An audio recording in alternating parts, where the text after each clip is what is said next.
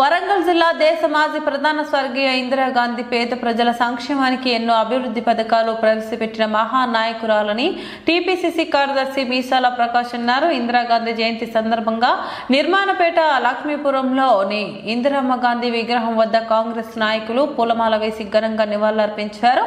ఈ కార్యక్రమంలో టీపీసీసీ కార్యదర్శి మీసాల ప్రకాష్, రాష్ట్ర నాయకులు భాష్పాక సదానందం, స్థానిక కార్పొరేటర్ చింతాకుల అనిల్, మాజీ కార్పొరేటర్ జారతి రమేష్, నాయకులు లాజర్, మంద శ్రీనివాస్, నాగరాజు, మహిళా నాయకురాలు గుండా శారద తదితరులు పాల్గొన్నారు. ఈ సందర్భంగా మాట్లాడుతూ మీసాల ప్రకాష్ ఇందిరాగాంధీ దేశ పేదల కోసం అనేక సంక్షేమ కార్యక్రమాలు చేపట్టి అభివృద్ధికి కృషి చేసిన మహానేత అని పేర్కొన్నారు. ఆమె ఆశయాలను కొనసాగిస్తూ ముందుకు తీసుకువెళ్లాల్సిన బాధ్యత అందరిపైన ఉందని ఆయన అన్నారు.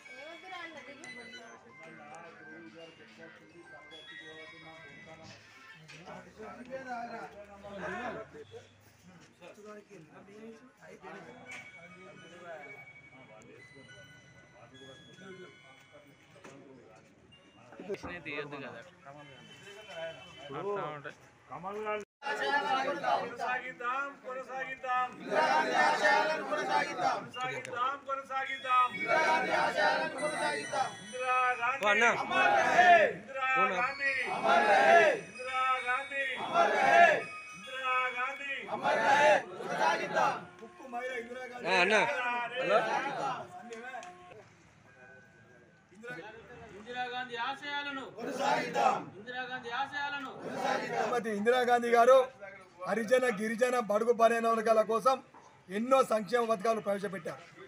ఇలా బ్యాంకులను జాతీయం చేసి రాజభరణాన్ని రద్దు చేసి ఇవాళ దేశంలో ఒక గొప్ప నాయకురాలిగా ఇలా పేరు సంపాదించారు. వాడవాడలా కూడా ఇవాళ ఇందిరాగాంధీ గారు ఇందిరమ్మ ఇండ్లు ఏవైతున్నాయో గతంలో వారి నాయకత్వంలో చేసినాయి. ఇవాళ హరిజన గిరిజన బడుగు బలైన కోసం ఎన్నో సంక్షేమ పథకాలు ప్రవేశపెట్టి సమగ్ర హౌసింగ్ లోన్ కింద అందరు కూడా పేదలు ఎవరు నిరుపేదలు ఎవరైతున్నారో ఎస్సీ హరిజన గిరిజన బడుగు ఎవరైతున్నారో అందరు కూడా ఇలా వారి నాయకత్వంలో ఇవ్వడం జరిగింది. ఇవాళ ఈరోజు తెలంగాణ ప్రభుత్వంలో కూడా యనమల రేవంత్ రెడ్డి గారు రాష్ట్ర ముఖ్యమంత్రి వర్యులు యనమల రేవంత్ రెడ్డి గారి నాయకత్వంలో ఇవాళ ఇందిరమ్మ పథకం పేరు మీద ఎన్నో సంక్షేమ పథకాలు ప్రవేశపెట్టారు. ఈరోజు ఇవాళ మా మహిళా సోదరుమణులకు, డాక్టర్ సంఘాలకు ఇలా చీరల పంపిణీ కార్యక్రమం ఈరోజు హైదరాబాద్లో ముఖ్యమంత్రి వర్యులు రేవంత్ రెడ్డి గారి నాయకత్వంలో ఇలా ప్రారంభించడం జరిగింది.